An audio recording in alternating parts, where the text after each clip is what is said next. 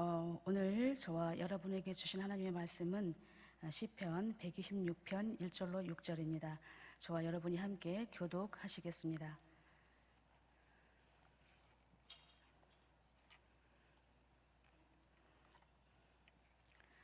여호와께서 시온에 포로를 돌려보내실 때에 우리는 꿈꾸는 것 같았도다. 그때 우리 입에는 웃음이 가득하고 우리 혀에는 찬양이 찼었도다. 그때 문 나라 가운데서 말하기를 여호와께서 그들을 위하여 큰 일을 행하셨다 하였도다. 여호와께서 우리를 위하여 큰 일을 행하셨으니 우리는 기쁘도다. 여호와여 우리의 포로를 남방 사내들같이 돌려보내소서. 눈물을 흘리며 씨를 뿌리는 자는 기쁨으로 거두리로다. 울며 씨를 뿌리러 나가는 자는 반드시 기쁨으로 그 독식단을 가지고 돌아오리로다. 아멘. 이 시간에 짧은 동영상 한 편 보시겠습니다.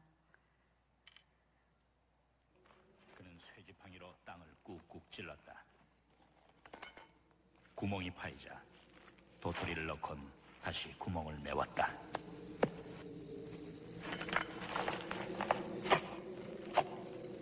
참나무를 심고 있었던 것이다. 난 그의 땅이냐고 물었다. 아니라고 했다. 주인을 아느냐고 물었다. 모른다고 했다. 그는 도토리 배가를 하나하나 정성스럽게 심어나갔다. 아무래도 내가 끈질기게 물었었나 보다. 그가 대답해 주었다. 지난 3년간 그는 이 아무도 살지 않는 땅에 나무를 심어왔다고 했다. 10만 그루를 심었다고 했다. 그 10만 그루 중에서 2만 그루가 싹을 틔웠다. 하지만 그 2만 그루 중 절반은 다람쥐에게 갉혀먹히거나 프로방스 특유의 환경 때문에 잃게 될 거라고 했다. 그렇다면 앞으로 1만 그루의 참나무들이 자라나게 될 것이었다. 그 황무지에서 말이다. 그 양치기의 이름은 엘제아르 부피에였다.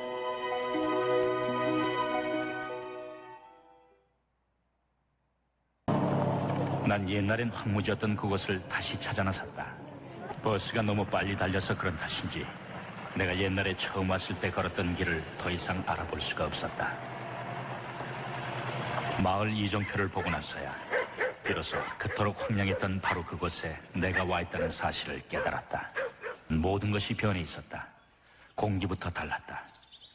그처럼 모질게 쌩쌩 불어대던 바람 대신 향기롭고 부드러운 산들바람이 날 맞았다.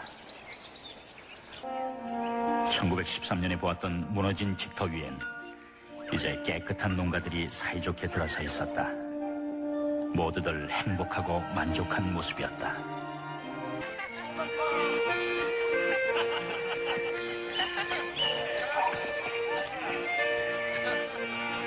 옛날부터 이곳에 살아왔지만 지금은 새 사람처럼 달라진 마을 사람들과 새 이주자들까지 합치면 10,000명 이상의 사람들이 엘자르 부피의 덕분에 행복을 되찾은 것이었다.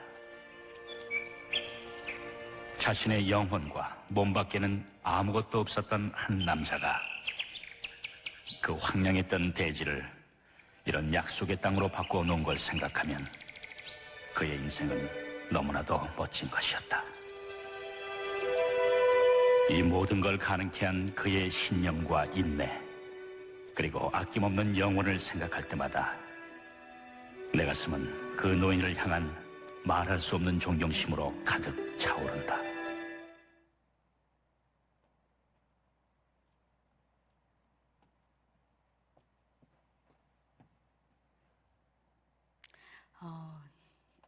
이 영상은 프랑스의 작가 장지오노 단편소설 나무를 심은 사람입니다. 제가 이거 제자훈련 받을 때 저도 한 6번 받았거든요. 그때마다 이거를 항상 봤습니다. 이 영상을. 그런데 느낌은 항상 달랐습니다. 처음에는 이게 30분짜리인데요. 지금 아주 짧게 3분으로 편집한 영상인데요. 무엇을 말하려는 것이지?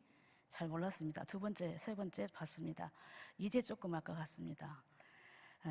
이 작품의 주인공 엘지아르 부피에는 40여 년간 홀로 나무를 심었습니다. 황무지를 생명의 땅으로 변화시키는 일을 했습니다. 그는 살아있는 한 아주 많은 나무를 심는 것이 목표였습니다.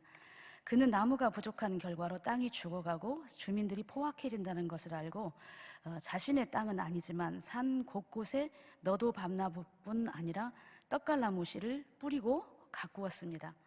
영상에서 보셨듯이 책 내용 중 매우 인상적인 것은 엘지아르 부피에가 도토리 한 자루를 준비하여서 그 속에서 가장 굵고 알이 좋은 거 100개를 골라낸 후에 황무지에다가 아주 정성스럽게 심는 모습을 보셨죠. 그가 3년 전부터 지금까지 10만 그루의 도토리를 심었으나 그 중에 싹이 나온 것은 불과 2만 그루였다라고 말하고 있습니다. 특이한 점은 그가 이 중에서 절반은 죽을지도 모른다고 생각하고 있었다는 것입니다. 그런데 세월이 흘러 아주 놀라운 광경을 보게 됩니다. 과거에 그 황무지에 물이 흐르고 사람들이 살게 됩니다. 조금씩 자연이 되살아나기 시작한 것이지요. 메말랐던 마을 계곡에는 물이 흐르고 주민들이 하나둘씩 돌아옵니다. 예전에 그곳에는 아주 난폭한 사냥꾼 셋 외에는 아무도 살지 않았는데 젊은 부부가 4쌍이나 있었고 마을이 되살아나게 된 것입니다. 나중에는 새로 이주해 온 사람들까지 불어나서 10,000명이나 되는 사람들이 엘지아르 부피 덕분에 아주 행복하게 살 수 있었다는 것입니다. 이 영상을 통해서 아주 귀한 교훈을 얻게 됩니다. 도토리 한 자루 중 가장 굵고 알이 좋은 것을 골라 황무지에 정성스럽게 심고 물을 내고 새들을 부르며 자라나는 것을 지켜보는 기쁨, 아무런 대가를 바라지 않으며 대지가 푸르게 변해가는 것을 보는 것만으로 행복을 느낄 뿐인 삶. 엘지아르 부피에 그는 목표를 이루는 과정에 가치를 두고 자신의 모든 것을 헌신하며 결국은 세상을 변화시켰습니다. 엘지아르 부피의 황무지를 생명의 땅으로 변화시키고자 하는 신념과 가치는 한 영혼을 두고 기도하며 양육시키는 새가족 양육자, 늘 깨어 한 영혼을 살피는 교구의 구역장, 세상의 문명과 문화로부터 한 영혼을 영적으로 지켜가는 교사들, 그 사명과도 견주어 볼 수 있겠습니다. 결코 만만치 않고 쉽지 않은 그 길, 그러나 그 어떤 무엇과도 바꿀 수 없는 생명을 살리는 일에 하나님께서 저와 여러분에게도 많든지 적든지 받은 은사대로 영혼을 맡겨주셨습니다. 이것이 바로 영적 아비의 사명인 줄 믿으시기 바랍니다. 엘지아르 부피의 고독하고 외로운 길 끝에 마을이 살아나고 미움, 다툼, 시기, 질투 대신에 웃음소리가 가득한 마을이 엘지아르 부피의 노년 인생의 선물로 주어졌습니다. 우리 인생 가운데 가장 행복했던 순간이 기억나시나요? 사랑하는 연인과의 결혼, 첫 아이를 안아본 그 순간, 첫 아이 대학 합격 통지서를 받아본 순간, 여러 가지가 있을 것입니다. 첫사랑, 첫 아이, 첫 입학, 모두 부모로서 얻을 수 있는 기쁨과 감격들입니다. 우리는 그때 그 순간의 기쁨과 감격을 평생 잊지 않고 살기를 원하지만 마음대로 되지 않는 것이 우리 인생입니다. 오늘 본문은 너무나도 먼 길을 끌려갔던 이스라엘 백성들이 다시 돌아올 것을 생각지도 못했던 바벨론 포로 생활에서 돌아오는 꿈꾸는 자와 같은 기쁨을 노래하고 있습니다. 울며 씨를 뿌리는 자는 첫 번째 꿈꾸는 자와 같은 기쁨을 맛봅니다. 1절을 함께 다시 한번 읽어보시겠습니다. 여호와께서 시온의 포로를 돌려보내실 때에 우리는 꿈꾸는 것 같았도다. 아멘. 이제 본문으로 조금 깊이 들어가 보면 여러분 에레미야 32장에 보면 하나님께서 예레미야 선지자에게 아나돗에 있는 밭을 사라고 말씀하셨습니다. 유다 왕 시드기야 제10년 때는 이미 바벨론 군대는 예루살렘을 에워싸고 있을 때였습니다. 그러므로 나라가 망하기 직전의 상황이었다라는 것입니다. 그럼에도 그와 같이 말씀하셨습니다. 하나님께서는 비록 유다를 바벨론의 손에 넘길지라도 다시 돌아오게 하실 것이기 때문이었습니다. 그러나 그것을 믿은 사람들은 거의 없었습니다. 유다의 마지막 왕은 누구입니까? 시드기야입니다. 바벨론의 왕이 시드기야 앞에서 그의 아들들을 죽였습니다. 유다의 귀족들도 몰살당했습니다.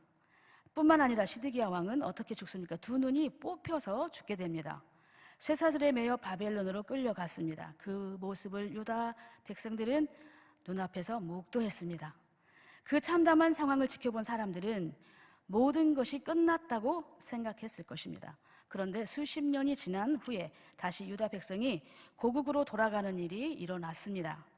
시인은 도저히 일어날 수 없는 일이 일어났다고 생각되어 어떻게 표현합니까? 꿈꾸는 것 같았다라고 말하고 있는 것입니다. 당시 애굽은 이스라엘과는 비교할 수 없을 정도로 큰 나라였습니다. 지금의 규모로 하면 대한민국과 중국, 대한민국과 미국 그 정도의 차이가 났을 것입니다.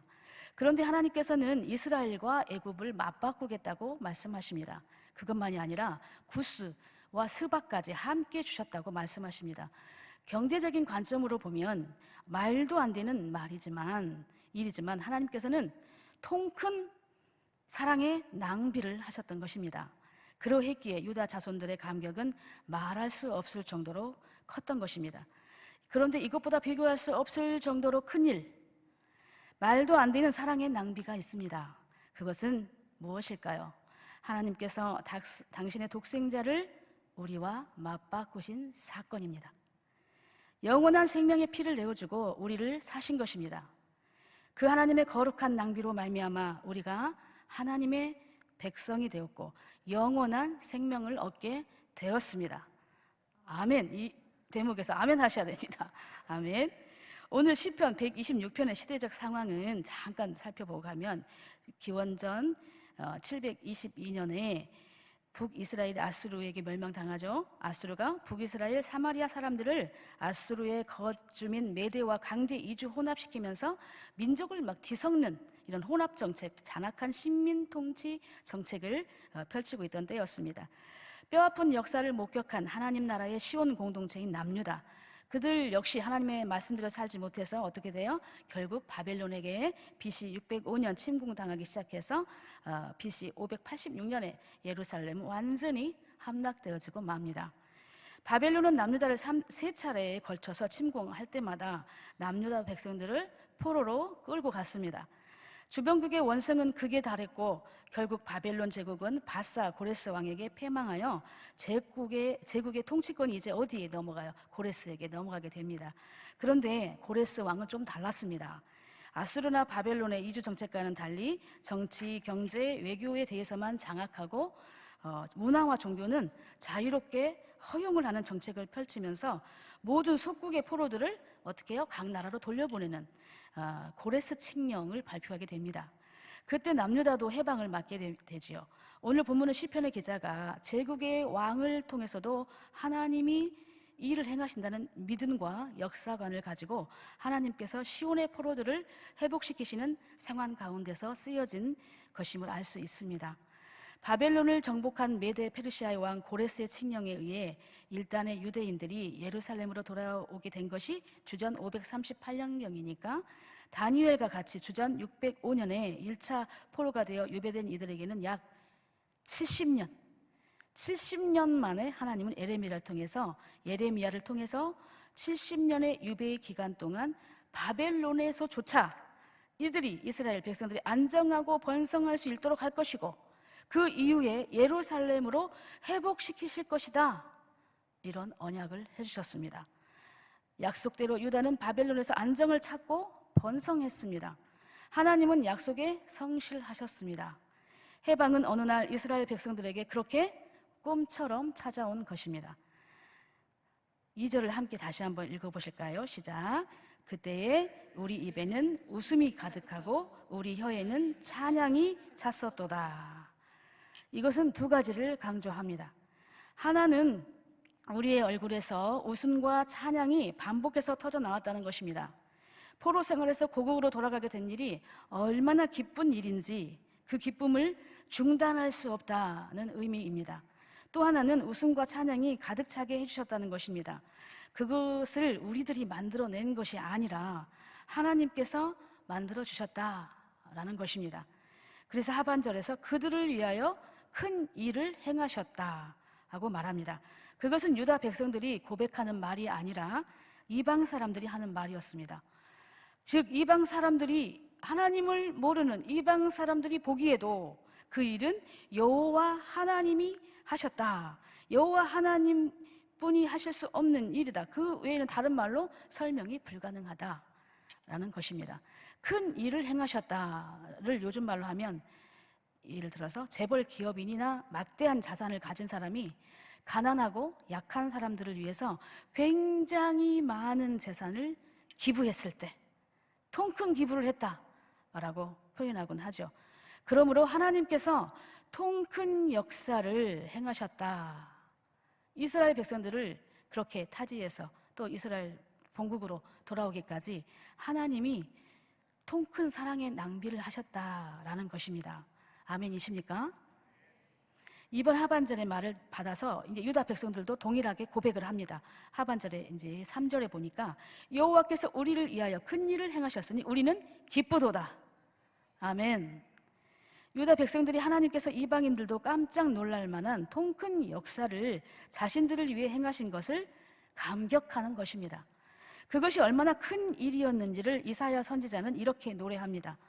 대저 나는 여호와 내 하나님이요 이스라엘의 거룩한 이요 내 구원자임이라. 내가 애굽을 너의 속량물로 구스와 스바를 너를 대신하여 주었노라. 표면적인 모습으로 보면 유다 백성들이 고국으로 돌아올 수 있었던 것은 고레스 왕이 기환 명령 조서를 내렸기 때문이었습니다.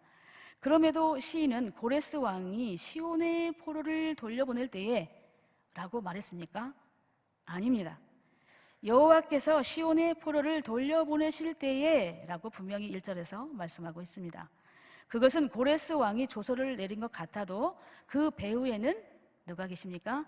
하나님이 일하고 계신다. 하나님의 불가사의한 은총과 신묘막측한 섭리가 있었음을 믿으시기 바랍니다. 하나님은 약속에 성실하셨습니다. 해방은 그렇게 꿈처럼 찾아왔습니다. 그들의 입에는 웃음이, 혀에는 찬양이 가득 찼었도다. 여호와께서 우리를 위하여 큰 일을 행하셨으니 우리는 기쁘도다. 그들이 역사 현실 속에서 기뻐하고 있음을 다시 한번 강조하고 있는 것입니다. 그러나 대부분의 유대인들은 돌아오지 않았습니다. 이미 한 세대가 가고 다음 세대들은 뿌리를 내리고 안정된 삶의 공간을 찾았기 때문입니다. 그런 속에서 먼저 돌아온 사람들의 기쁨도 잠시뿐이었습니다. 어떻게 해야 올바른 역사의식을 이어가 하나님 나라를 이루어 갈 것인가? 새로운 각오와 비전을 가지고 신앙으로 나라를 다시 일으켜 세우려는 분주한 상황 속에서 불려진 노래가 오늘 시편 126편입니다. 우리나라 역사를 돌아볼 때 일제강점기 역사 속에서 8.15 해방을 맞이했던 우리나라의 그 상황과 비슷한 것입니다. 해방이 되어 해외에 흩어져 있던 사람들이 돌아와 나라를 다시 일으켜 세우기 위해 분주한 상황 속에서 처리해야 할 일들이 어떻게요? 산적하에 있었던 것입니다. 그건 두말할 필요가 없겠죠. 해방의 기쁨도 잠시뿐, 문제는 해방 그 이후였습니다. 이러한 상태로는 하나님의 나라가 제대로 설 수 없다는 자각을 시편의 기자가 하고 있는 것입니다. 왜냐하면 땅은 해방이 되었는데 돌아온 숫자가 너무 적어요. 숫자가 적으니 무슨 일을 할 수가 있겠습니까? 없겠습니까? 처절한 이런 깨달음, 자각이 있었습니다. 그래서 4절 같이 한번 읽어보실까요? 시작. 여호와여 우리의 포로를 남방 시내들같이 돌려보내소서. 하나님 빨리 우리의 남아있는 시온의 백성이 돌아오게 해달라는 간절한 기도인 것입니다. 물론 70년의 세월이 흘렀기에 그곳에 거주하는 사람들 대부분은 바벨론 땅에서 태어나 자란 이민 1.5세대나 2세대들이었을 것입니다. 삶의 터전을 이미 자리 잡은 백성들이 폐허뿐인 고국으로 돌아오고 싶지 않을 수도 있었겠죠. 그것이 쉽지 않은 일이었으면 분명합니다. 예루살렘에 대한 향수도 재건의 의지도 부족한 사람들이 대부분이었을 거라는 생각을 해봅니다. 따라서 그들에게 예루살렘 재건은 어떤 의미에서 누가 하겠지 남의 이야기로 들렸을 수도 있다라는 것입니다. 설령 각고의 노력 끝에 잡은 모든 기득권을 다 포기하고 고향 예루살렘으로 간다 한들 그들을 환영해 줄 사람이 아무도 없었던 것입니다. 바벨론에서 자리 잡지 못해 물질적으로 잃을 것이 없는 사람들은 돌아왔습니다. 그러나 그들이 할 수 있는 일은 별로 없었죠. 답답한 심정뿐이었습니다. 이럴 때 무엇을 할 수 있었을까요? 여러분, 울며 씨를 뿌리는 자는 두 번째, 눈물로 골방에 기도를 합니다. 다시 한번 4절 함께 읽어보실까요? 시작. 여호와여, 우리의 포로를 남방 시내들같이 돌려 보내소서. 바벨론에서 돌아온 시인이 아직 돌아오지 않고 있는 사람들이 모두 돌아올 수 있도록 역사해 주시기를 간구하고 있는 것입니다. 남방은 네게브인데 팔레스타인의 남쪽에 있는 광야를 가리키는 고유 명사입니다. 네게브 지역에는 건기 때에는 마른 골짜기와 같아서 통행로로 이용이 되다가 우기 때에는 이제 내린 비로 인해서 강이 되는 와디가 형성이 되어 있었습니다. 시인이 우리의 포로를 남방 시내들같이 돌려보내소서라고 기도하는 것은 하나님, 지금은 건기여서 마른 땅과 같지만 우기에는 많은 비가 내려 물이 힘차게 흘러내리고 강이 되는 것처럼 아직 바벨론에서 돌아오지 않고 있는 우리 동족들이 물밀듯이 돌아오게 해 주십시오 라고 간청하는 것입니다. 그래서 잡혀갔던 사람들과 그 후손들이 모두 돌아와 온전한 시온이 되기를 소망하고 있는 것입니다. 사랑하는 여러분, 제가 이제 우리 교회에 부임한 지 12월, 1월, 2월 3개월이 되어 갑니다. 가장 눈여기고 참 특색적이고 감동적인 것이 있습니다. 기도입니다. 화살기도, 릴레이기도, 재택기도, 정말로 다들 이렇게 열심히 막 열렬하게 하고 있습니다. 지금 뜨거워요. 더하여서 또 감동적인 것은 그 예배 때마다 주일 1, 2, 3부, 수요밤, 금요밤, 또 새벽 예배까지 이렇게 기도를 그냥 하시지 않고 다 준비를 해서 이렇게 정말 하나님 앞에 저 진정성을 가지고 정말 진정으로 기도하는 것을 볼 때 제가 정말 참 기도 너무너무 훈련이 잘 돼 있고 하나님을 감동시키는 정말 본향교회 성도님들이시구나 라고 매번 느낍니다. 누구라도 한 명도 빠짐없이 기도하신 분들 정말 저에게 확 다가왔습니다. 환우가 다시 회복되어지기를 원하는 것은 물론 우리 교회의 중보기도팀 70명이 하나 된 결속을 볼 수 있는 아주 가슴 뜨거워지는 시간들이 지금 카톡에서도 계속되고 있고 또 중보기도실에서 계속 기도가 이어지고 있고 또 재택 각자 시간 처한 곳에서 집에서 이렇게 기도를 하고 있습니다. 우리 교회가 모이든지 흩어지든지 지속적으로 함께 기도하는 공동체가 되기를 간절히 소망합니다. 나라와 민족을 위한 기도, 교회를 위한 기도, 선교사님들을 위한 기도, 기도의 골방에서, 중보방에서 오늘도 살아 역사하시는 하나님의 일하심을 역력히 보고 증거하고 선포하는 역사가 지속적으로 있기를 주님의 이름으로 축원합니다. 울며 씨를 뿌리는 자는 세 번째, 슬픔을 낭비하지 않습니다. 5절에서 6절 함께 읽어보시겠습니다. 시작. 눈물을 흘리며 씨를 뿌리는 자는 기쁨으로 거두리로다. 울며 씨를 뿌리러 나가는 자는 반드시 기쁨으로 그 곡식단을 가지고 돌아오고.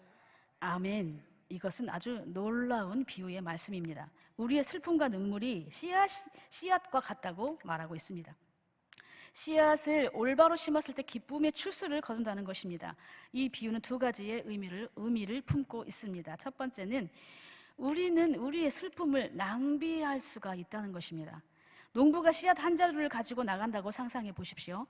씨앗은 여러 곳에 이제 골고루 뿌려야 되지요. 그런데 그냥 귀찮아서 한 곳에 그냥 씨앗을 통째 자루째 쏟아버린다고 생각해 보십시오.